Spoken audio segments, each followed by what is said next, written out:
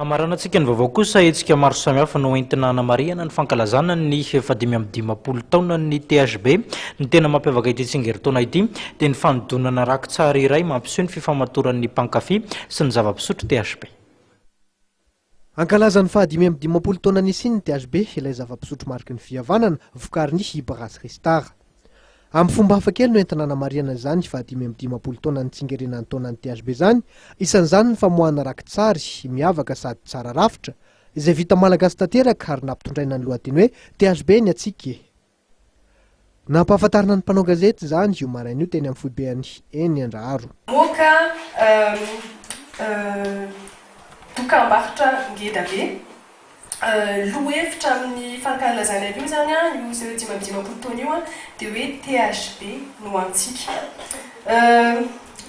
Ny tolotra voalohany zany tiana hiambara amin'io fankalazana io dia misy logo vaovao.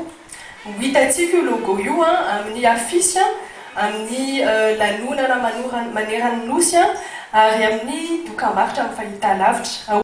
Isan'ny mampiavaka ity rakin-tsary ity ihany koa ny fandraisana anjaran'ireo mpanakanto maro samihafa, mpiara-miasa akaiky sady masivoan'ny THB.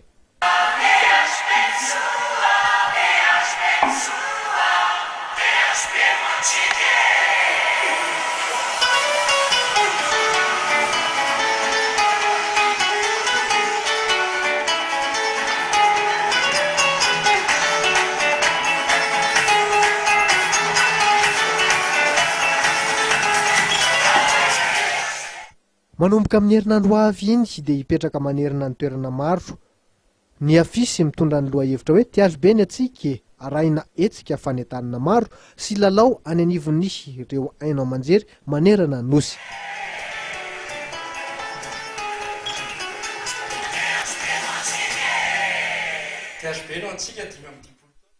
Ny tontolo politika no nisongadina nentina ho anao tamin'ity androndroany ity, isany amin'izany ny fanokevitra nentin'ny senita sy ny fiandrasan'ny fanamarinana mahakasika ilay datim-pifidianana vaovao.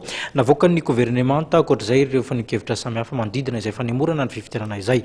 Tompoko lasa tompoko vavy saorana feno ianao naharitra anjery ny fampalalamba vaovao hatramin'ny farany, mametraka ny veloma mandrapitafa ho amin'ny manaraka indray. Veloma tompoko.